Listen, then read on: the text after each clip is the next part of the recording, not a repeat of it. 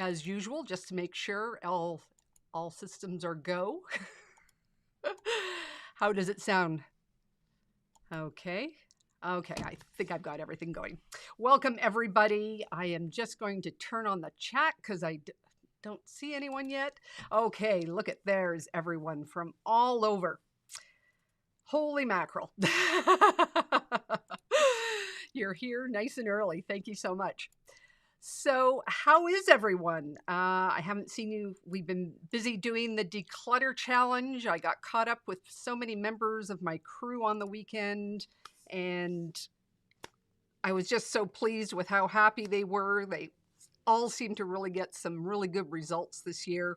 Many of them have done it more than once, and it's just, I found it very good as well. And this is my, I've done it 4 times with you. And of course, I've done it many times on my own as well. So it's just amazing the space that it brings. And it's been, it's just one of these things that's necessary for us to do now. So I'm just looking for everyone here. I'm just kidding. Virginia and Alaska and Washington State, Boise, Idaho, Alberta, Canada, upstate New York. Just wonderful to see you all here. You're just going by so fast, I can barely catch them. I got Sandy Brown from my crew. I've got a couple of others from my crew, I believe, too. Let me just check here. Oh, yeah. Jessica's here. John from Art East is here. Barbara's here. And Connie's here. Born to Drive as well. Okay, great to see that you are all here. Life is good at the moment. The Declutter Challenge has done some wonderful stuff for me. There's obviously some garbage that I needed to get out, both physically and mentally, and just so glad to be back on my feet again. We just had brand new sunshine this week too. January was just so dark and miserable. I think that has a lot to do with a more pep in my step than I've had in a little while. And just in case you didn't know, I am going to Iceland this year on a cruise with RGE Travels. We are going on Celebrity Apex, and it's a 11-night cruise, and we will be stopping in Cork, Ireland, 3 different stops in Iceland, and in the Orkneys in Kirkwell in Scotland.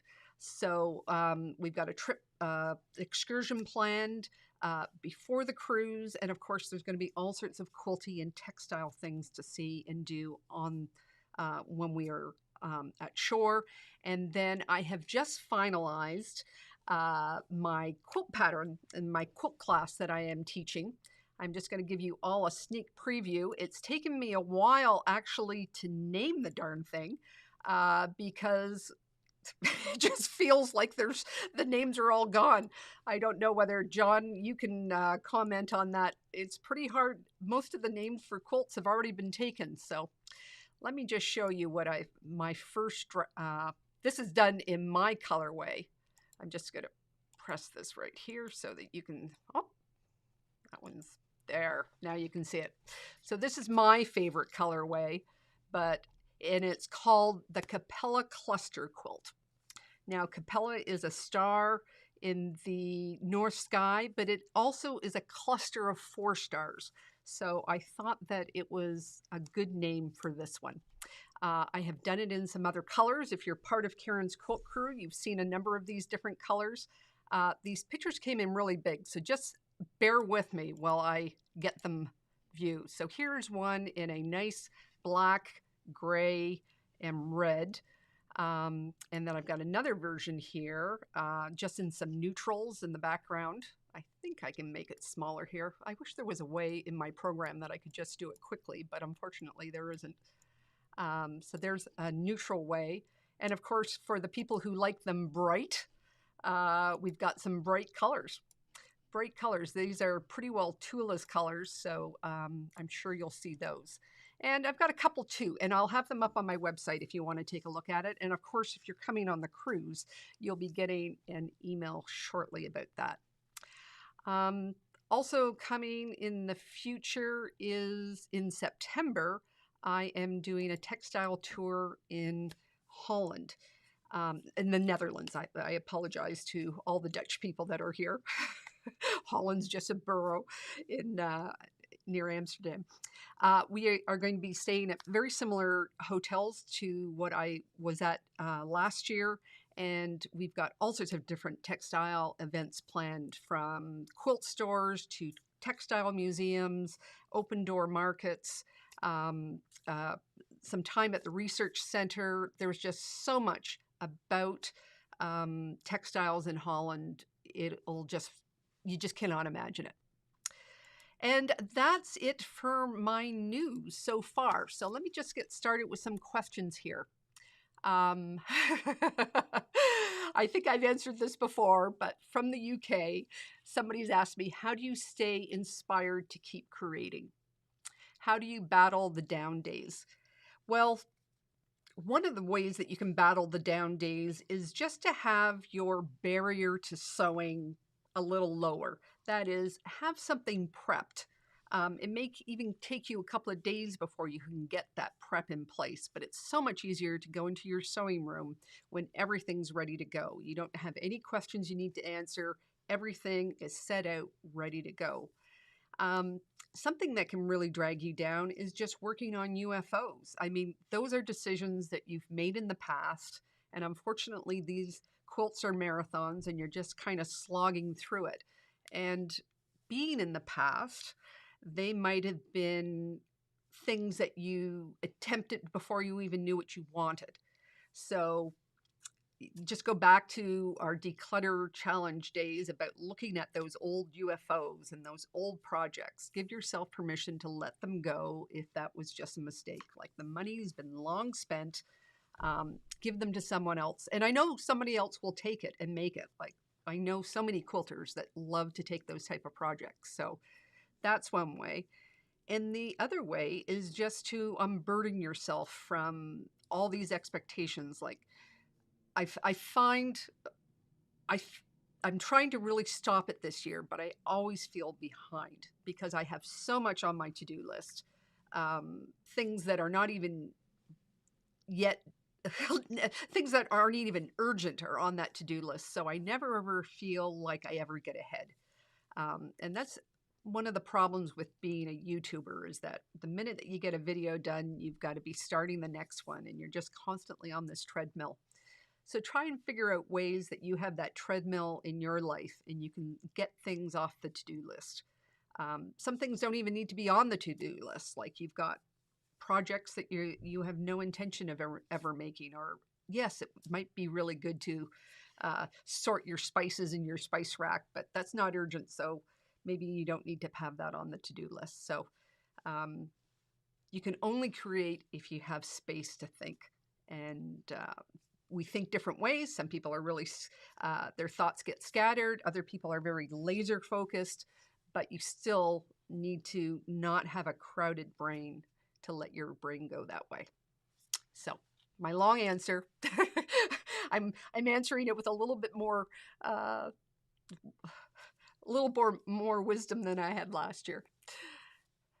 Sheila, starting to plan the border of her Hexi quilt. She did send in a photo, and they look like they're small, Sheila. They look like they're maybe 1 inch. Well, to some people that's small. They look like they're 1 inch, maybe 1.5 inches. And the question is, should she pin, glue, tack, or use double-sided interfacing to get the Hexis in place? Then should I hand or machine stitch to applique them on? Would you use a long straight stitch or a blanket stitch for that? All those questions you can answer yes. You can do all those different things. In my own personal Hexi kit, I took paper pieces and cut my hexagon so it was just the small triangle. It's a small triangle on the top and the bottom, and then it's a half a hexagon on the other two sides. That's how I finished off mine. And but you can tack it down. You can tack it down with the interfacing. You can use big basting stitches. You can use small basting stitches. And whether you use a blanket stitch or hand stitch or a sewing stitch, that's all personal taste. So you make that call on what you like. You might even try it and see what, just do a couple of practice pieces and find which one you like. Lord knows that I've started projects thinking, well, this is the way I'm going to do it. And then once I start doing it, it is way too fussy, or and I change my, I make a change in that decision on what technique I'm going to use. I'm going to give a shout out to Barbara and is it Beth? Is it Beth that came in? Yes, Beth is here. Okay. Kathy Rask. Hi, Kathy. I know I've recognized that name. My first set of sampler blocks. Do you have another set of 10 to share? You mentioned you were thinking about switching your go-to block for something else. Any decisions? Yes. I gave myself to January 31st to sew up all the scraps in my scrap bucket, and whatever was left over, I gave off to the Toronto Modern Guild's garage sale, and I mostly kept to that. Mostly. What I have been making is I've been making 4 by 8 inch blocks, and I've been making 6.5 by 12 inch blocks. Now, those blocks are very similar to Stash Buster number 7. Stash Buster number 7. And that's what I've been doing. So I am thinking of writing down the patterns for a couple more because I am very bored with those old ones. I think I've done that enough, and I think it's time for some new ones. So look forward to those in the new year.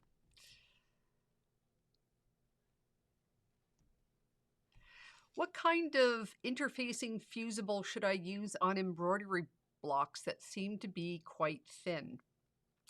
I'm not sure if you're using batting in your embroidery or you're just using embroidery, but this is a whole new world that I've come into in the last year with my embroidery attachment.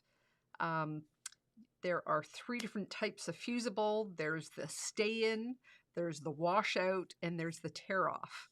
And then within that, there are at least 3 categories. There's light, medium, and heavy. I think there's extra heavy in some, and there's extra light in others. So the trick is to have some of them on hand so that you can do a practice piece and you know which one is the one that you wanted to use. Now, I don't consider myself an expert, but I have been testing them out, and I've made a couple of mistakes that I've learned from, some of it being too heavy in one situation and being too light in another.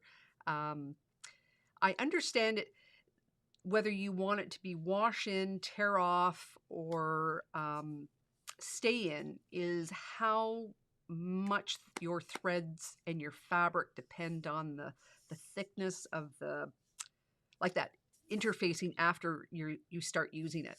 There's some of it that you just need, like if you're making a label, you almost only need it there for the time that you're making the label. It's going to be attached to your quilt and it's going to go in. But there's some that are, on your shirt or something like that that will continue to need that stability. But you also want it to be soft against your skin. So as I say, I'm not an expert, but I always say practice. Lori Lincolns has said she's followed my video on the front of my quilt. Looks great, but the back is uneven, an unmitigated disaster. Any thoughts on where I'm going? So very wrong. Well, the back of the binding, I'm not quite sure where you've gone wrong, but one of the steps is just to, sew an accurate 1/4 inch seam around your quilt.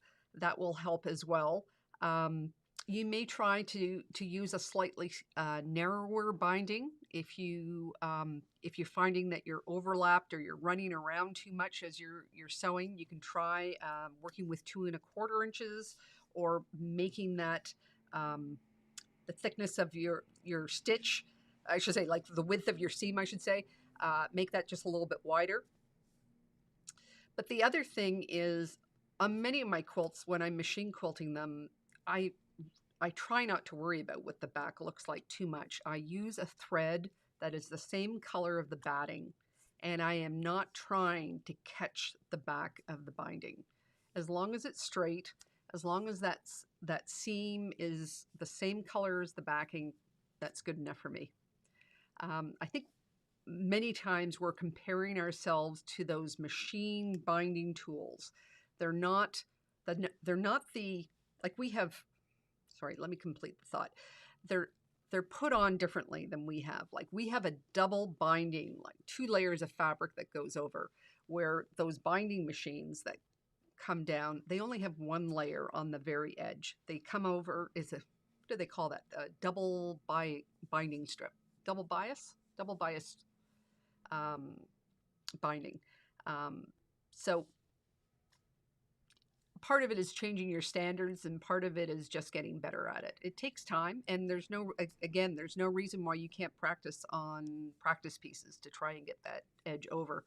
I know some people use glue trying to get it to be straighter. There's acorn glue. You can use school glue just in dots going along. But all that involves a lot more prep of your binding too. So it's where you want to spend your time. Where do you want to put all your effort? So if you don't mind spending all that extra time, you can get it straighter. Sam Smith has asked, when you first sew binding onto a quilt, do I still use the good ironing technique to set the binding seam before rolling it over? I don't iron it personally, but I know people that do iron it, but I do go along with all my fingers and give it a really good hand press to make sure that it's rolling over.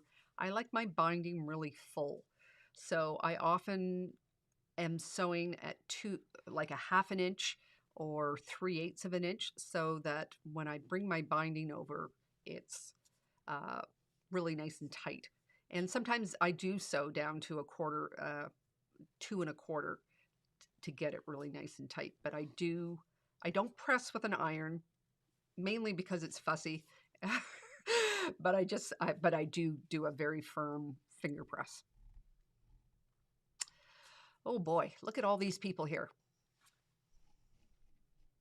Oh, Helen Lloyd's here from Wellington, New Zealand. Nice, you're in the middle of summer. I'm going to ask Helen, do you know Winnie Duan? She's a friend of mine in Wellington, New Zealand. I know it's like a needle in a haystack, but I'm going to throw it out there since both you and her are quilters.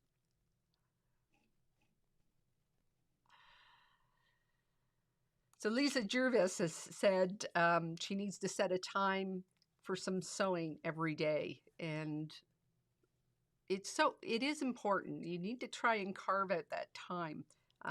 Many times I have said it that it was first thing in the morning, but now I have a dog that wakes me up and I'm walking first thing in the morning. It's actually the first thing I do after I eat breakfast. But the timer does help because I'm often getting stressed out that I have so much to do. But if I just use my timer, then I can sit down and go, this is all I'm doing. And I get that in.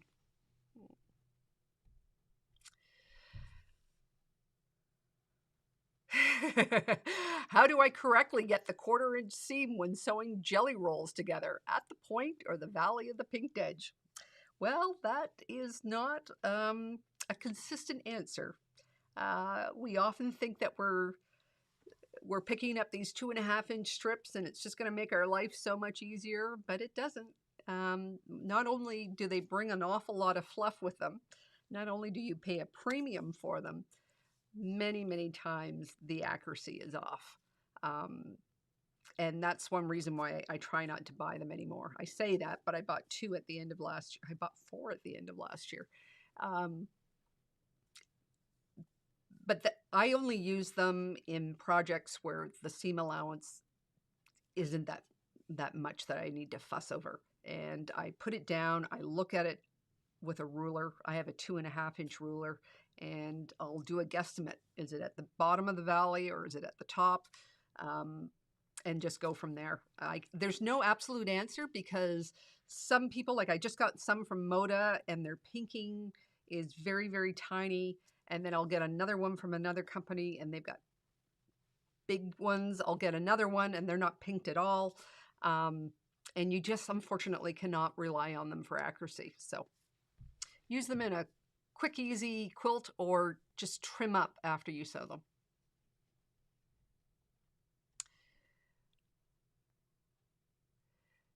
Rachel Mayfield has asked, which rulers, not counting straight ones, do you really use?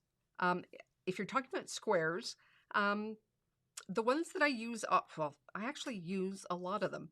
I don't use a lot of specialty rulers. My go-to ruler is my 18 by 2.5. That's the one I like to use the most. And then the other ones are just based on what I'm working with. So the size of the square I'm sewing, or like I'll need to often use one that will go out over the diagonal properly too, so it'll need to be larger, but 9.5, 8.5, 6.5. I use my 4.5 often because if you make HSTs out of charm squares, 5-inch squares, that's the ruler you need to use to trim them up. So I keep them close at hand. Farther back in the closet, I have some specialty rulers, the various triangle rulers. I've got a huge 15-inch square one. It doesn't take up much space, otherwise it would get on the chopping block because I have never used it. And what else do I have? So I've got a quick curve ruler that I have. It's on my list of things to do this year. Make a quick curve ruler quilt. And yeah, I've got a couple of Hexis, but again, they're in my closet. I don't have them out front and center.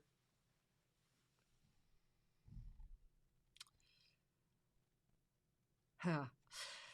Carol Stanton's just saying that she got the dressmakers of Auschwitz from the Lucy Adlington interview. That was my last podcast. It's a good book. Good book.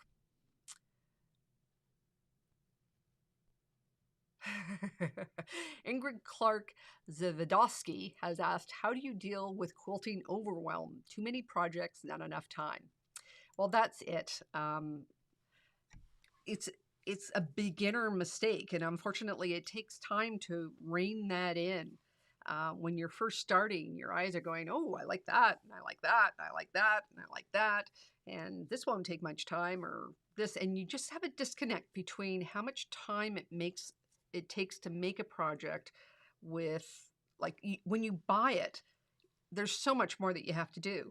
And we say it's a marathon, and it often is a marathon to get these projects done. So you just got to rein it in. You got to rein it in, put things off the list. There's a day during the Declutter Challenge where we take a look at kits. These are projects that we thought we were going to make, but we've never actually made the step forward on it. Those are the first places that you can take things off the to-do list. And only begin to go forward with the projects that you like. Those other ones that you don't like, just put them away. Yeah. And the other thing is we set unrealistic expectations as well. I meet many quilters who say, I'm making quilts for all the grandchildren. They've just taken up quilting, and by next Christmas or next holiday, they're going to have quilts for everybody. And that's just a setup for burnout. You know, you want to treat them all equally, but trying to make them all one for next Christmas is not the best for you or for them. If you take it slowly and you give it to the people that are appreciating it. I love Angela Walters' thing that she talks about every family reunion. They've got a prize, and it was the quilt was something that people won, and they looked forward to it. And or giving them quilts at milestones, like maybe when they get into junior high or they graduate high school, or if they're all much younger, maybe when they start kindergarten or something like that. And they can be part of that process of choosing the colors. So there's a couple of different strategies, but somewhere around the 3 to 4 year mark, when you begin quilting, you realize, oh, I got to do this at a different pace. Is the Iceland cruise quilt full of Y seams? No, it is not. And on the cruise, we have 5 days at sea, and we have Bernina machines, and I'm going to show you the magic of this block. You can do it so many different ways. We are going to flip it and twirl it and spin it, and you'll just be amazed at what you can do. We are going to have fun with this. Teresa Hildebrandt is here. Welcome, Teresa. Teresa was on the cruise with me to Hawaii. She's making a herringbone quilt pattern. It seems to be getting wider on you. What's going on with it? Well, herringbone, it's because of the bias and the way that your fabric is lying that it will begin to stretch if you don't keep it under control. I had the very same problem with my braids that I was doing for my Quilt As You Go. You've just got to rein that in and try not to handle it too much. I don't know your specific pattern, Teresa, but just drop me a line and if you've got something specific for me to deal with there.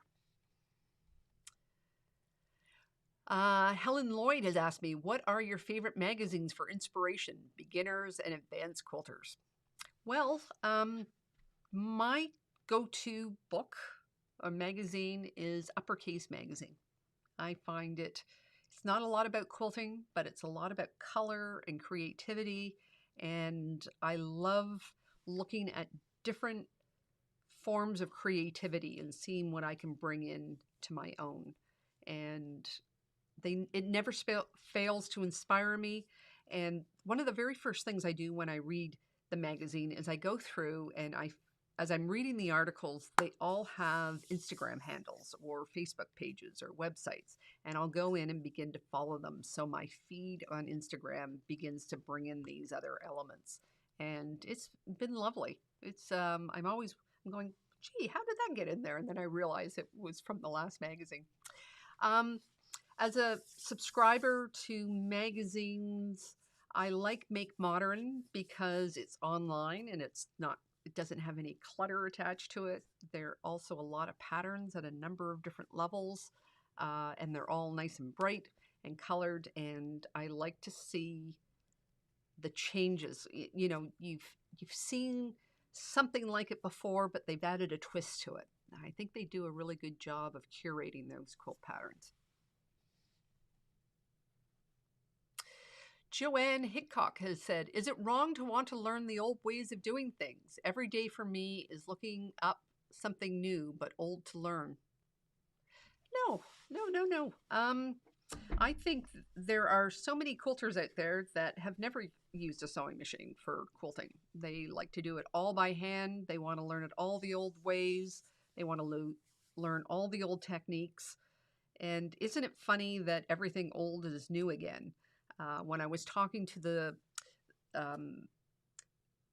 two ladies that run the Loose Ends Project, they were talking about all these crafts that they didn't even know existed, but they've been handed down through the family, and it's just really interesting how all these old crafts are now, I'm going to say rediscovered, but they probably have never actually left.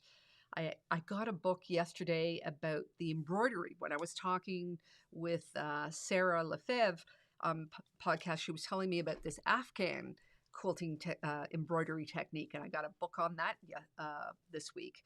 And yeah, there's something very magical about the tactile experience and slowing down. It allows your mind to relax and fill your bucket. I say it all the time. So there's nothing wrong with wanting to learn the old ways. It doesn't mean that you're going to give up your smartphone. Yeah.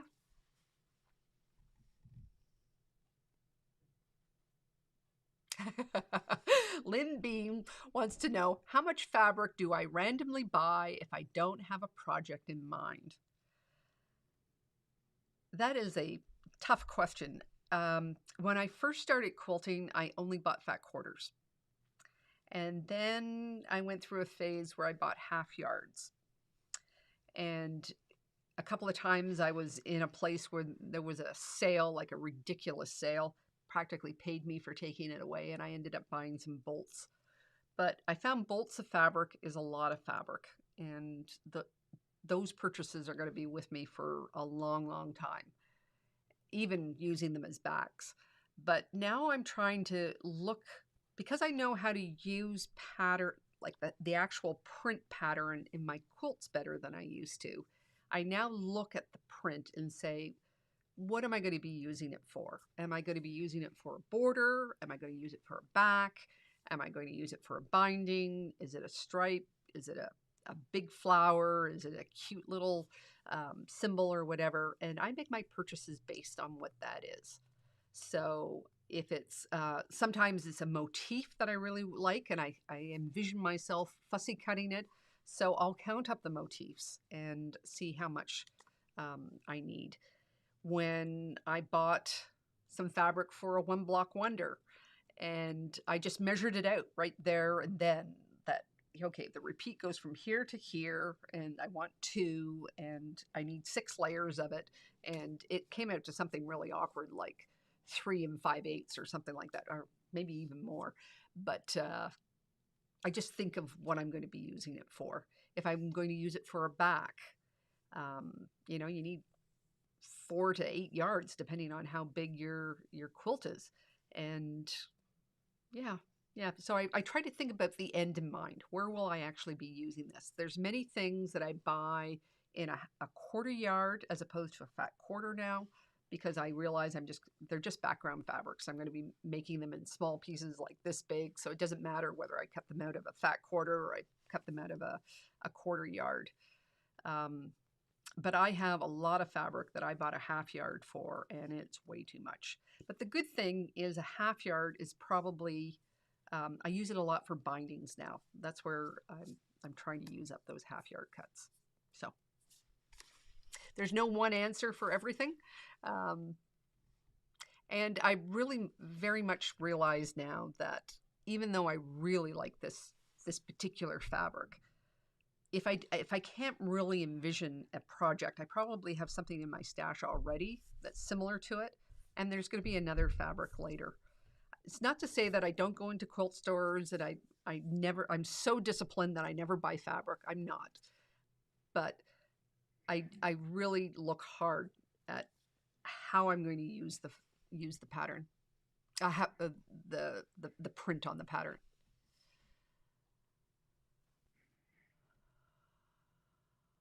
Marsha Wright has asked, I'm making an ironing board like yours. What does the insulbrite do? It's actually aluminized cotton that I've put on mine, and what it does is it keeps the heat reflecting back up. It prevents and there's a little bit of flame retardancy on it too, so it's not going to burn on you.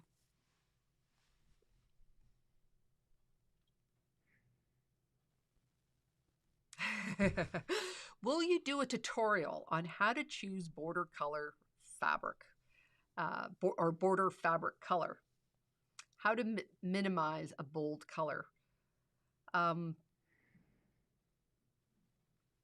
Okay, I think I could do a video on that. I don't know how many other people would like me to do one on how to choose color for your borders. Your borders are binding. Yeah, and it's border. It's borders. Okay.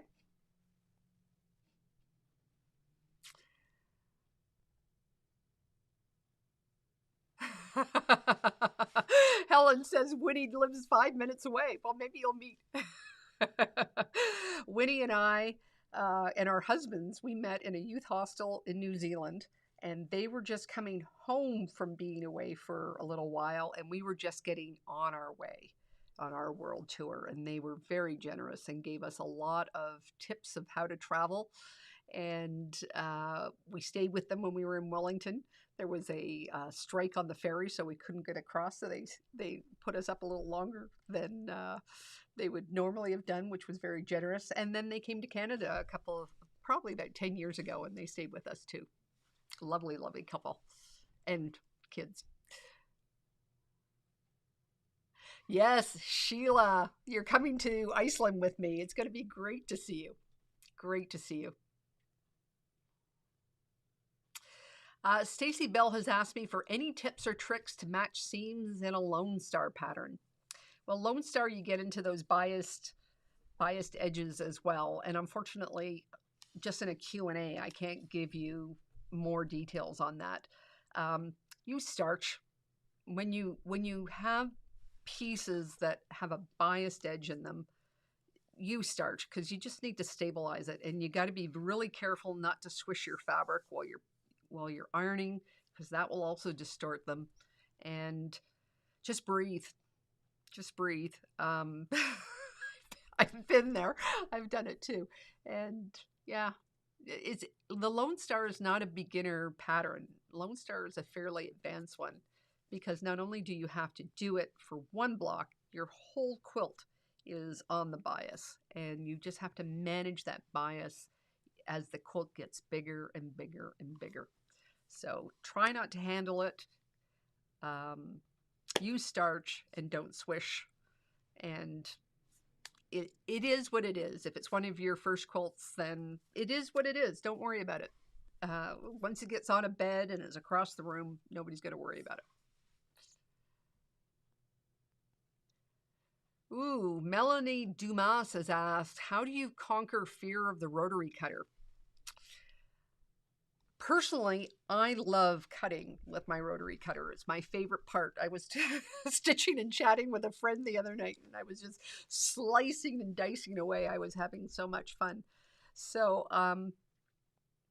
getting over your fear, you've probably have cut yourself, or you just have had some experience with some sharp objects. So you just have to be mindful. I know it's hard. Sometimes your brain can be off in a number of different places, but just be focused. And I try to actually inhale just before I cut, because that helps my brain from going off.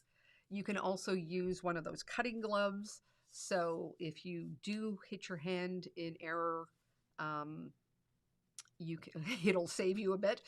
I'm not going to say that it's not unfounded, because there have been some very, very nasty rotary cutter accidents out there. Another thing is, use the size of rotary cutter for the job. You don't need to use your 60 millimeter rotary cutter for everything. You can be using your 28 for when you're just cutting 1 and 2 layers of fabric. So having a smaller size blade. And the funny thing is that a sharper blade is often easier to handle than a dull one, because a dull one, you're putting in so much weight and so much force trying to get those last rolls out of the cutter, where when it's very sharp, you don't need a lot of pressure. So yes, just take it slowly, breathe, and if it's something that you just can't get over, see if you can find a buddy, and maybe they don't like binding and you'll bind and they'll cut your strips for you. Always try and do a trade-off if it comes to that. Will I do any videos from QuiltCon this year? I may do one. I did a fairly complete one last time, and I don't really want the stress of having to do a daily diary. I've got plans to meet up with lots of friends, and we're going to do lots of different things. But not to say that I won't show up with something, but it's just not going to be something that I have to really amass a lot of time for. I think I've told you everything you need to know about friends, the exhibits, the classes, volunteering, having fun, and some memories. So, yeah. So, and if you are part of my crew, I hope that we can get together and have coffee. So please keep your eye on the community page. And yeah, and I've got a lot of people who have been on trips with me coming too. So we're going to get together and have dinner one night. So yeah, let me see. I've missed a couple. What time is it? 7:10. We've got time for a couple more. What is your favorite size for a king size quilt? It depends on whether you want it more of a bedspread or not. I have done a page. There's a page on my website of what sizes that you, when you consider how much drop you want. You know, there's no one answer, unfortunately. I think when I did it, I found like there was like 10 sizes of king, depending on where you lived in the world, and like mattresses come in different thicknesses as well. So you really have to think ahead on how big you want it. Now, I did make my first quilt when I finally finished it. That's the one from the story of the blue bag. It actually turned out to be too big. I think it ended up at 108, and that just dragged on the floor or just got underfoot. And what I did was I threw it in the washer, and that took 5 inches off the size. So it's still big, but that's what I like. I think it's about 103, and we have a queen size quilt underneath it. We sleep with 2 quilts. Occasionally a third. Oh, Carrie Quilts says, invest in an AcuQuilt. I have a friend who has an AcuQuilt. She swears by it. She just absolutely loves it. She's got arthritis in her hands, and she can't use a rotary cutter the way that she used to, so she uses an AcuQuilt. But when you get into an AcuQuilt, then you've just got more stuff to manage. So just remember that too. You need to buy I think there's a set that comes with the AcuQuilt, but then you've got to buy additional sets after that, depending on which size. So those are just, the pluses and minuses, but I have a friend that swears by it. So if that's your solution, it's a good tool. Okay, so I missed this one at the beginning. How do you cope between sewing projects? I feel great when I'm sewing, but when I finish a project and don't have the energy to start a new one straight away, I feel lost. Well, it's almost like a little bit of grief that you're going through at the very end. When we were in Hawaii, Sissy and Ray told us everybody should sleep under a quilt, the quilt that they're making at least once, so that it has your love baked into it, which I thought was a lovely thing to think about. But you really, you're finished, you've spent so much, like there's so much that you've got to fit into your head when you're doing a quilt. The planning and the creating and the assembly and everything, it's just occupied so much of your head for so long. The muscle is weak. Once you run a marathon, you don't get up the next morning and run another one. You sit back, you rest for a couple of days, and then you do some small runs, and then you start back at the next one. So I like to always use that analogy of marathons, because people don't realize our brains, muscles are not the right word, but if you think of them as muscles, you can understand why your brain goes in ebbs and flows. So, Jandy has just given me a super chat. Thank you so much. Thank you. That helps. Now, before we go any farther, I want to tell you we've got Gina Stewart acting as moderator today. Gina and I have been working together for a week, and it's amazing how much difference she's made in my life already. So everybody give a big high five to Gina. She lives just over the border in Michigan, and I hope that we are going to be able to catch up personally with each other sometimes. So somebody has asked, what's the next thing that you want to learn how to do? Well, I would like to go back to embroidery. I am just finishing the last hexagon for my new hexagon Millefore. And when that is done, I will need another hand sewing project. And a number of years ago, I bought a complete set of Sue Spargo stuff. and it has been sitting in the packaging, and I cannot wait to start. I love her stuff. I can look at those buttons that they make and all the folklore things that she does so much, and I'm looking forward to that. I don't have to buy anything new, but of course I'm probably going to find a couple of things to buy. But yeah, and the one thing that I'm having trouble with that I'm going to have to continue to practice to improve on is the hand quilting. I am struggling with my Hawaiian pillow that I made on our trip, and that's a skill that I've got to work on. Don't think I'll ever be a hand quilter, but I want to be able to do it when I do need to do it.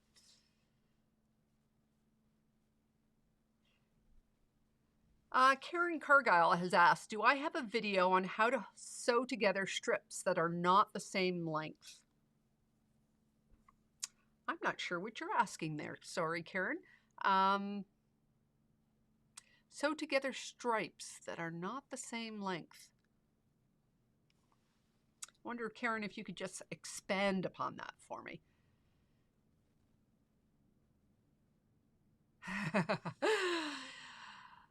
Whitey R to say, have you done a tutorial on making a kaleidoscope quilt, perhaps choosing fabrics? Well, that is the class that I'm teaching on the trip to Iceland, and that is the basis of my new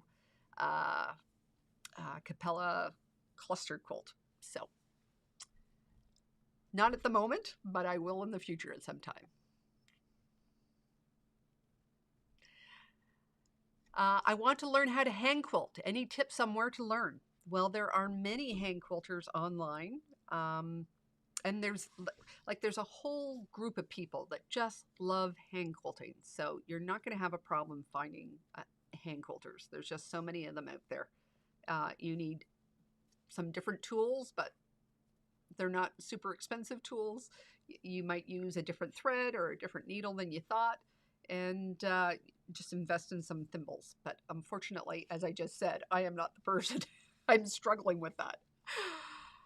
Okay, so I am working on a color wash quilt with 5-inch squares. Any tips for staying the course? So a color wash quilt is something that is working between one characteristic and moving to another.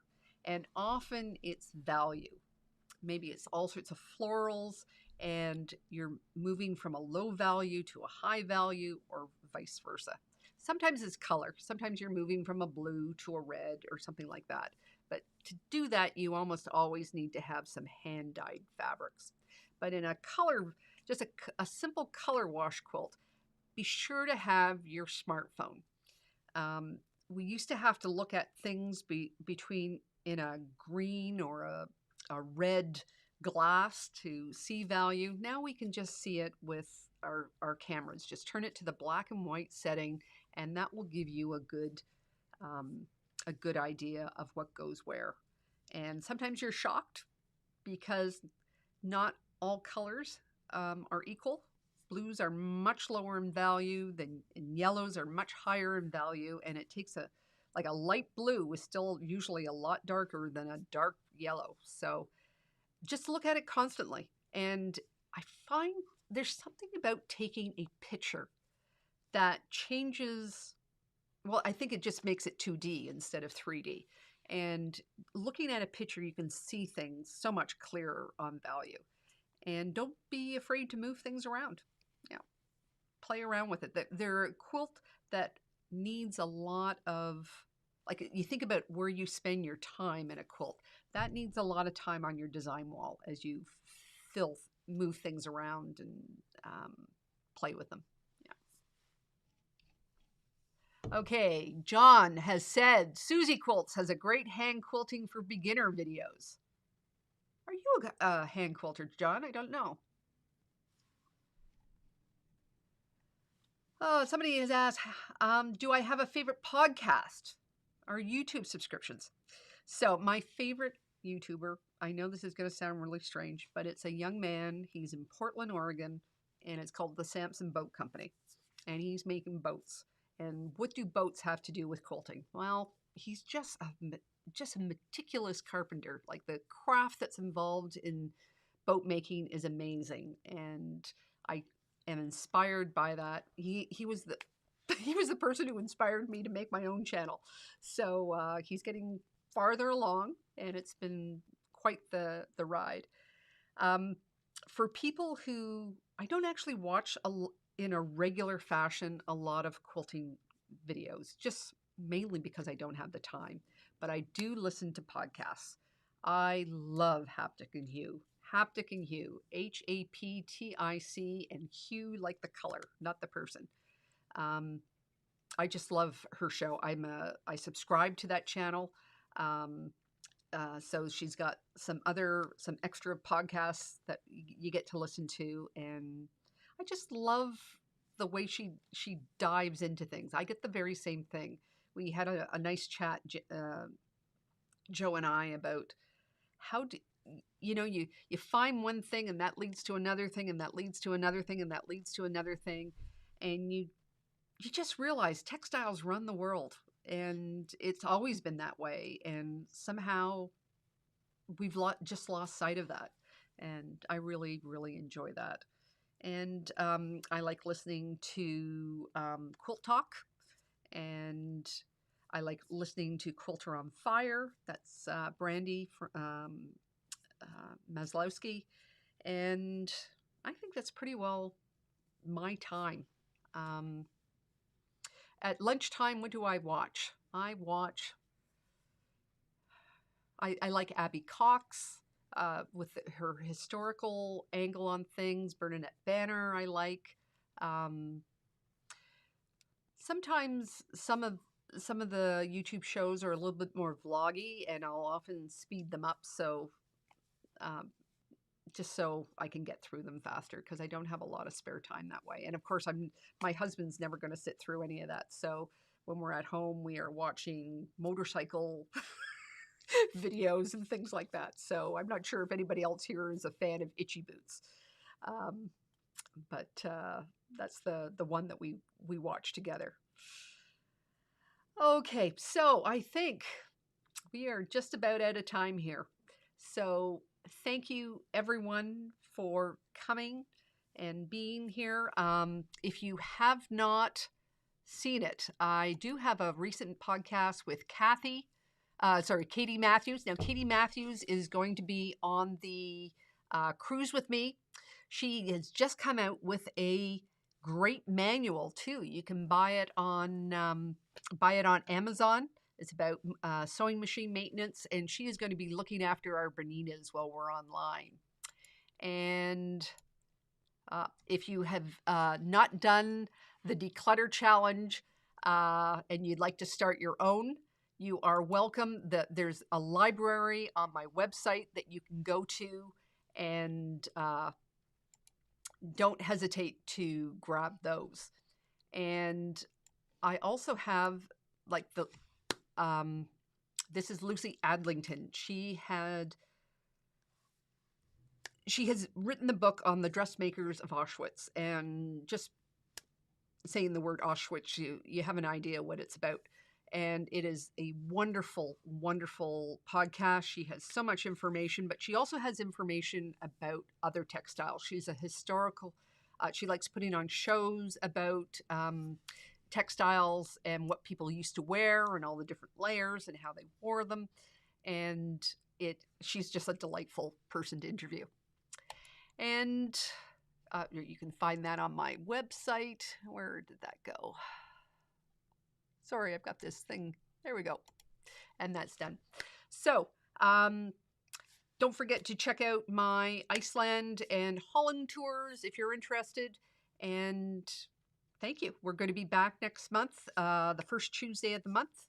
QuiltCon will be done. I'll have some reports from QuiltCon, and we'll talk about it all there. So thank you, everyone. Thank you, Gina. And I hope everyone has a great month. And if you're at QuiltCon, don't hesitate to stop and say hi. Take care.